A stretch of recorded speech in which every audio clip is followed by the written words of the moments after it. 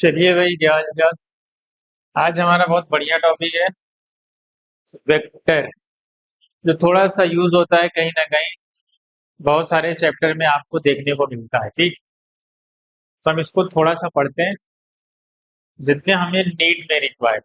ठीक है, जो आपके नीट में जितना जरूरत है हम उतना पढ़ लेंगे, बाकी तो आपके काम का है नहीं। वेक्टर तो बहुत बड़ा टॉपिक, मैथमेटिक्स में तो पूरा वेक्टर एक टॉपिक है, वेक्टर एंड थ्री डी ना।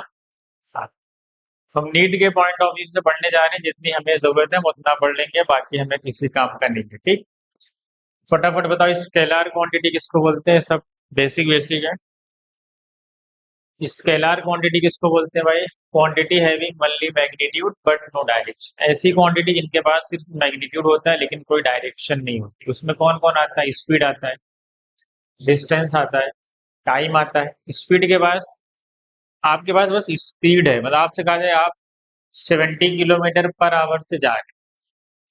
ठीक, लेकिन ये सिर्फ आपकी स्पीड बताएगा आप कितने से जा रहे हैं। आपको ये बताया जाएगा आप, ये जो कोई चीज जा रही है 70 किलोमीटर पर आवर, वो सिर्फ बताया जाए कितने स्पीड से वो जा रही है। अगर ऐसा बोला जाए कोई चीज नॉर्थ डायरेक्शन में, अगर स्पीड को डायरेक्शन के साथ बताया जाए, ईस्ट में जा रही है वेस्ट में जा रही है, तो प्रॉपर डायरेक्शन ही बताई जाए, तो फिर वो वेलोसिटी हो जाती है, बताना वो वेक्टर क्वांटिटी हो जाती है। ठीक, तो स्केलर क्वांटिटी में क्या आता है? वर्क आता है। आपने 10 जूल वर्क किया, 20 जूल वर्क किया, कोई डायरेक्शन नहीं होगी। पावर 10 वॉट, 20 वॉट, 50 वॉट, इसकी कोई यूनिट नहीं। एनर्जी, एनर्जी भी एक एनर्जी की कोई डायरेक्शन थोड़ी। एनर्जी का मतलब आपके पास 10 जूल एनर्जी है, 20 जूल है, 20 मेगा जूल है, कुछ भी हो सकता है।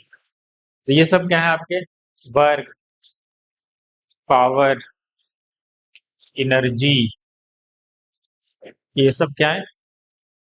ये सब स्केलर क्वांटिटी। करंट भी स्केलर क्वांटिटी, पता है?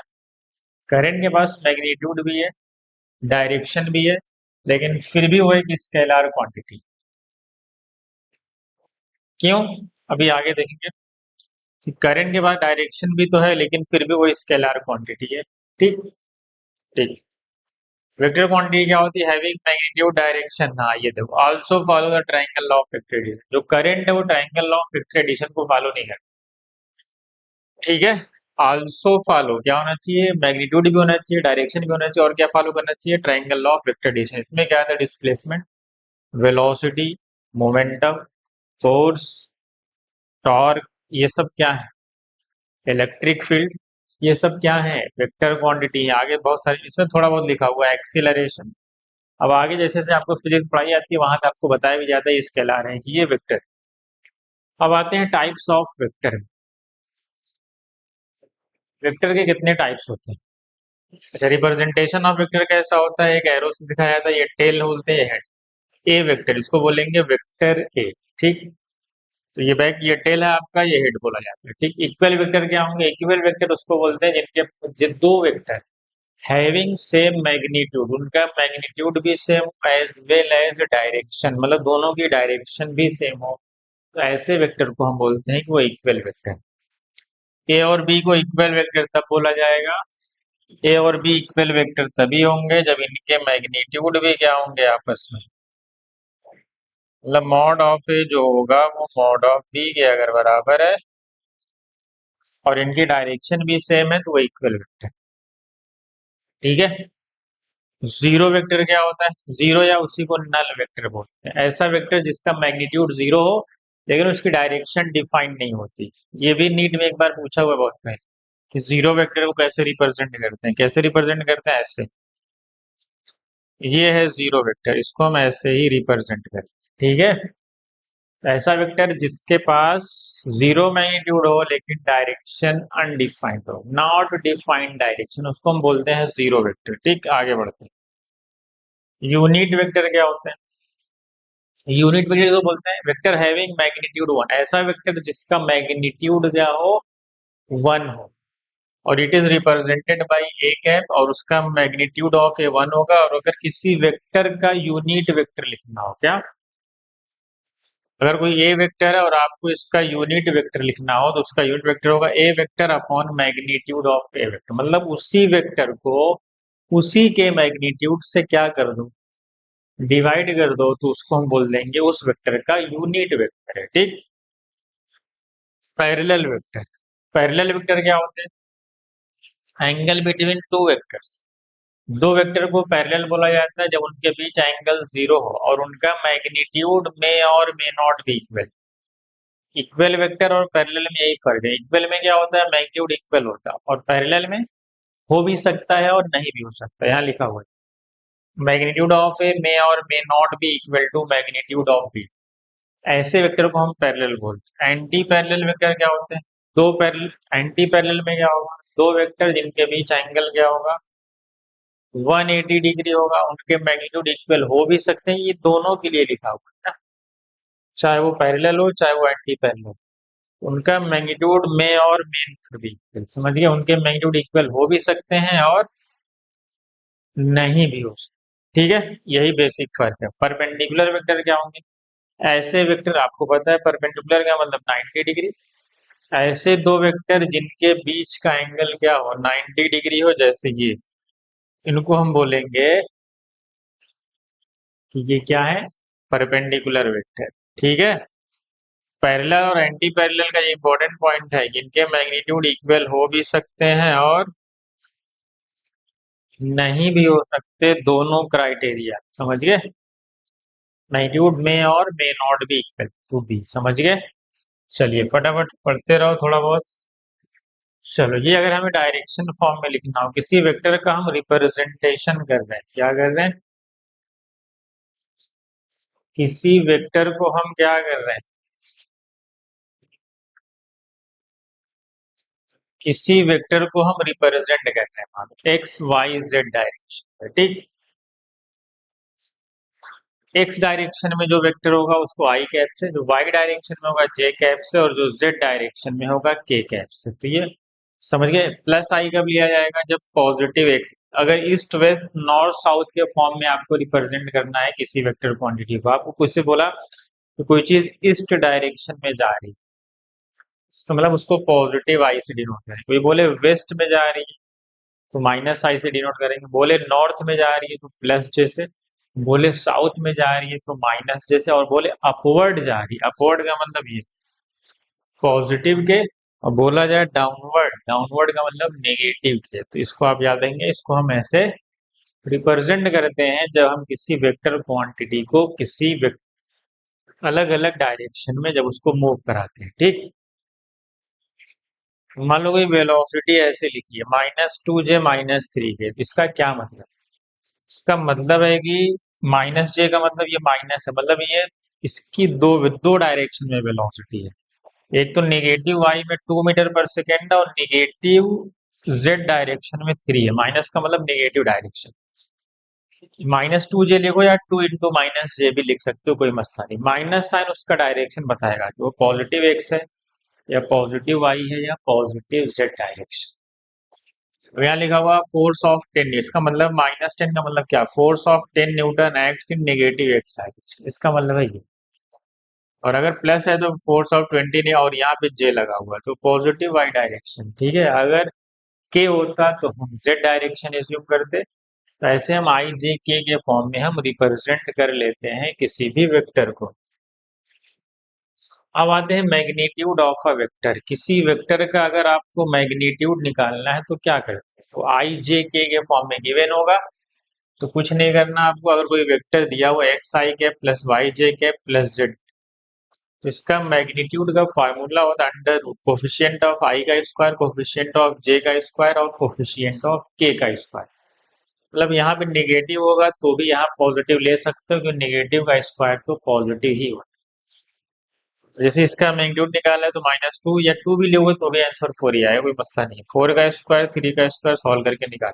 ठीक, सेम है ये 3 का स्क्वायर -4 का स्क्वायर 6 का स्क्वायर। तो ये आपका मैग्नीट्यूड ऑफ अ वेक्टर ऐसे ही निकल जाए। अब आते हैं angle between two vectors. Angle between two vectors, अगर दो वेक्टर के बीच में हमें एंगल चाहिए, क्या चाहिए, ये इंपॉर्टेंट है कि एंगल कैसे निकालेंगे। देखो, दो वेक्टर के बीच का एंगल निकालने का रूल कहता है कि या तो दोनों वेक्टर, वो एंगल तभी होगा या तो वो दोनों वेक्टर हेड टू हेड मिल रहे हो या टेल टू टेल कॉम्बिनेशन हो, लिखा हुआ है ना। हेड टू हेड कॉम्बिनेशन होना चाहिए या टेल टू टेल कॉम्बिनेशन। देखो अब यहाँ पे आते हैं, यहाँ पे आपको क्या दिख रहा है, ये दोनों टेल टू टेल कॉम्बिनेशन, इसका मतलब यही एंगल होगा, तो 45 इसका एंगल है। यहाँ देखो ये हेड टू हेड मिल रहा है, तो यही हेड टू हेड कॉम्बिनेशन है, तो इन दोनों वेक्टर के बीच का एंगल 30 डिग्री। लेकिन जब आप यहाँ पे आए थे, देखो ये एक्सटेंड करके बढ़ाया गया।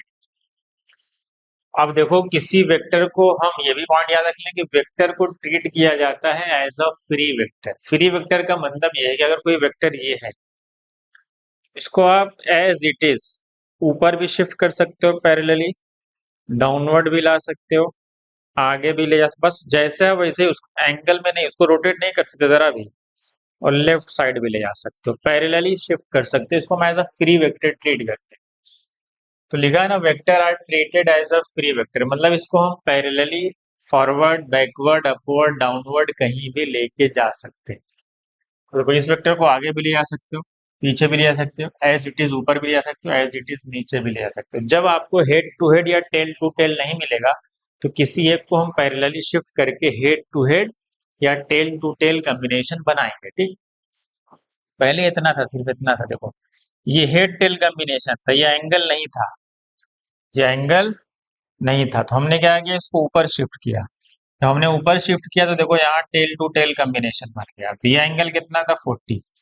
आपको पता है पूरा स्ट्रेट लाइन कितने का होता है, 180 का था, तो ये 40 था, तो ये वाला एंगल कितना हो गया, 180 से 40 माइनस कर दो, तो 140 तो हुआ। अब ये कौन सा कॉम्बिनेशन है, टेल टू टेल कॉम्बिनेशन, तो एंगल कितना हो गया, 140। देखो यहाँ पे आगा, ये था हेड हेड टेल कॉम्बिनेशन है, तो क्या किया गया, इसको पीछे लाया गया, या इसको आगे भी किसी एक को तो शिफ्ट करोगे तो आंसर में कोई फर्क नहीं पड़ेगा। तो हम इसको पीछे ले आए, कहाँ ले आए, पीछे ले आए, और उसको क्या बना दिए, हेड टू हेड। आपको पता है स्ट्रेट लाइन है, स्ट्रेट लाइन 180 का होता है, ये 40 था तो बचा कितना, 140, तो ये भी एंगल कितना हो गया इनके बीच, 140। तो आप किसी को भी पैरेलली शिफ्ट कर सकते, यही वाला क्वेश्चन हमने इसमें बी को किया था, इसमें ए को किया है, तो आप किसी एक को शिफ्ट कर लो और हेड टू हेड या टेल टू टेल कॉम्बिनेशन बना लो, वही एंगल होता है किसी भी दो वेक्टर के बीच। देखो यहाँ पे क्वेश्चन दिया हुआ सारा, angle between A and B, क्या लिखा हुआ है, 60 डिग्री है, तो कह रहा है find angle between A vector and B by two, A by two and B by two, minus A and B, minus A and minus B, minus A by two and minus B by two, 3 A and minus B by two. कह रहा है अगर ए और B के बीच angle 60 degree है, याद रखो अगर किसी वेक्टर को आप छोटा कर देंगे तो एंगल पे नहीं फर्क पड़ेगा। पहला पहले से चालू करते हैं, ए और बी के बीच कितना एंगल है, 60 डिग्री। पूछा किसके बीच है, A and B by two, तो आपको पता है ये वाला एंगल, ये गिवन है क्वेश्चन में, ये आपको गिवन है कि ए और बी के बीच एंगल कितना है, 60। तो हमने टेल टू टेल बना लिया, या तो आप टेल टू टेल बनाओ या तो हेड टू हेड बनाओ, कोई तो बनाओगे। यहाँ पे एंगल कितना आएगा, 60 डिग्री। अब हमें क्या करना है, हमें ए करना है, ए को क्या करना है, ए को एज इट इज रहने देना, और बी को क्या करना है, छोटा कर देना है। तो किसी का मैग्नेट, किसी की वैल्यू छोटी करने से एंगल पे फर्क नहीं पड़ेगा, एंगल तो अब भी उतना है, ये वेक्टर थोड़ा छोटा हो गया है, अब भी ये एंगल कितना है आपके सामने, 60 ही डिग्री रहे। समझ गए, तो ये वेक्टर ए हो गया और ये बी बाई टू हो गया, इसका मतलब है कि ये एंगल कितना हो गया, 60 डिग्री। इसका मतलब है कि एंगल में तभी चेंज आएगा या तो वेक्टर की डायरेक्शन बदल जाए। तो क्या समझ में आया, वेक्टर को छोटा बड़ा करने से वैल्यू में चेंज नहीं आएगा, किसी एक की डायरेक्शन बदल दो, दोनों की बदलोगे तो भी चेंज नहीं आएगा। अभी देखते हैं, देखो A by two and B by two, क्या किया हमने, इसको भी छोटा कर लिया, इसको भी छोटा कर लिया।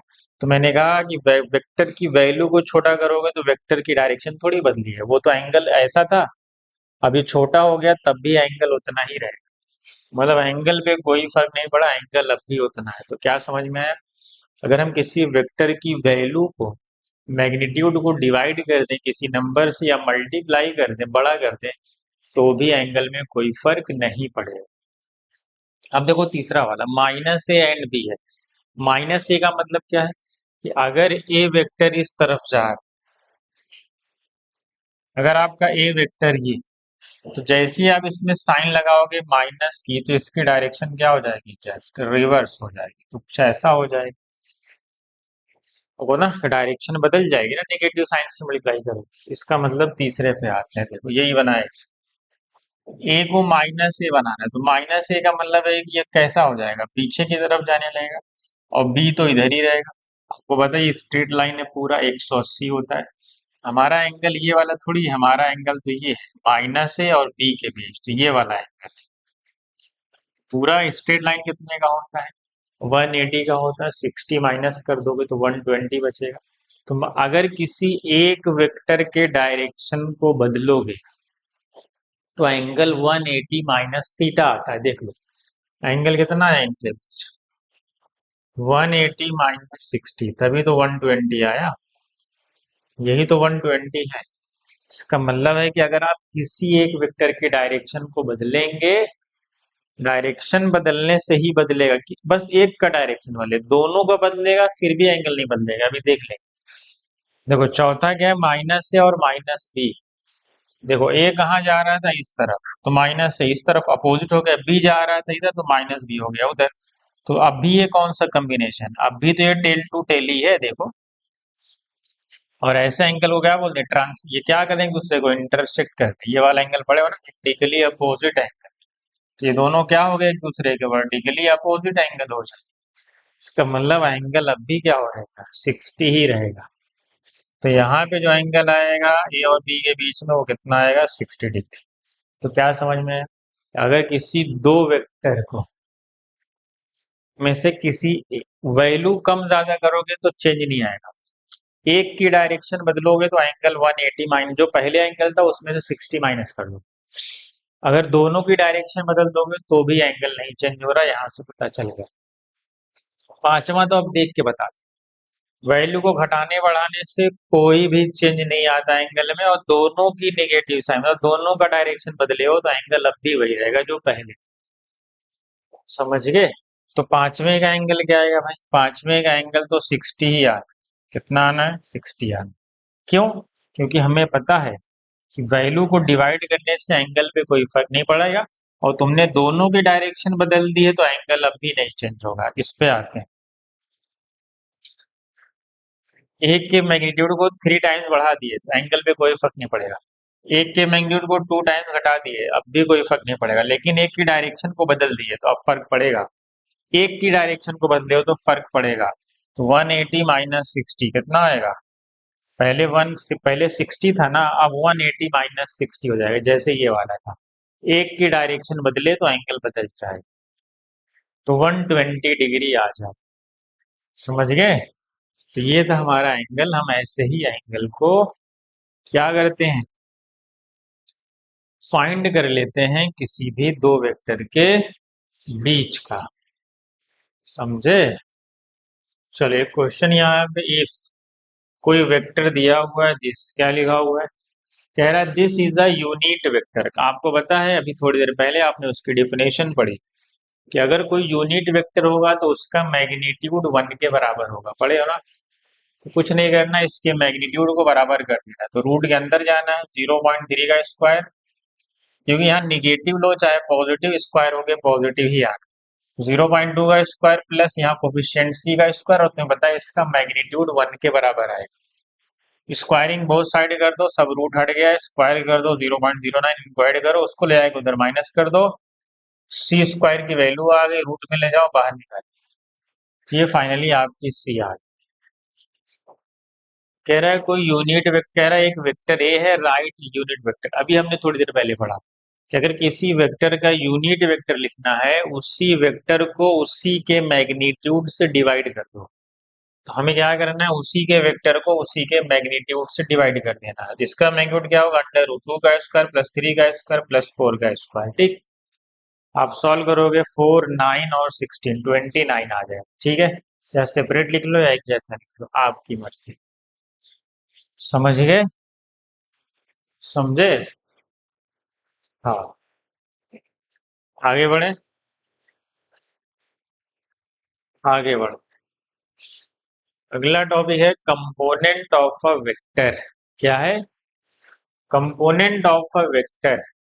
अगर आपको किसी वेक्टर का कंपोनेंट ब्रेक करना, मतलब वो कंपोनेंट कुछ भी हो सकता है, किसी भी वेक्टर क्वांटिटी का हो सकता है, वो फोर्स हो सकती है, वेलोसिटी हो सकती है, मोमेंटम हो सकता है, कुछ भी हो सकता है। अगर कोई वेक्टर ए है किसी थीटा एंगल पे इंक्लाइंड है, देखो ये पूरा 90 होता है आपको। अगर आपको इसका कंपोनेंट ब्रेक करना हो तो कंपोनेंट जो हॉरिजॉन्टल डायरेक्शन में आता है, ये थीटा के साथ वाला डायरेक्शन, इसको लिखा जाता है ए कॉस थीटा, और इसको बोलते हैं हॉरिजॉन्टल। ठीक। और जो ऊपर की तरफ जाएगा, हाँ, और जो ऊपर की तरफ कंपोनेंट जाएगा वो 90 डिग्री वाला कंपोनेंट, तो उसको लिखा जाता है ए साइन थीटा से, जिसको हम बोलते हैं वर्टिकल कंपोनेंट। ठीक है। तो आप याद रखो, जहां थीटा होगा उसके साथ कॉस आने वाला है, और उसके आप 90 डिग्री वाला कंपोनेंट साइन आ जाएगा। देखो एंगल यहाँ पे लिया है 60, तो हमेशा थीटा के साथ 60 आएगा, कॉस आएगा, समझ गए। तो क्या करना है, 5 न्यूटन है, थीटा इधर है 60, तो क्या करना है, इस तरफ 5 cos 60, और इसके 90 डिग्री वाला जो कंपोनेंट होगा इधर वाला, वो होगा 5 sin 60। cos 60 हाफ होता है, सबको पता है, और sin 60 √3/2 होता है, समझ गए। अब ये कुछ भी हो सकता है, मान लो ऐसा कहे, ऐसा ये एंगल है 30, और यहाँ कहा गया है कि 20 मीटर पर सेकेंड इसकी वेलोसिटी। इसके पास दो कंपोनेंट हो गए, करिए।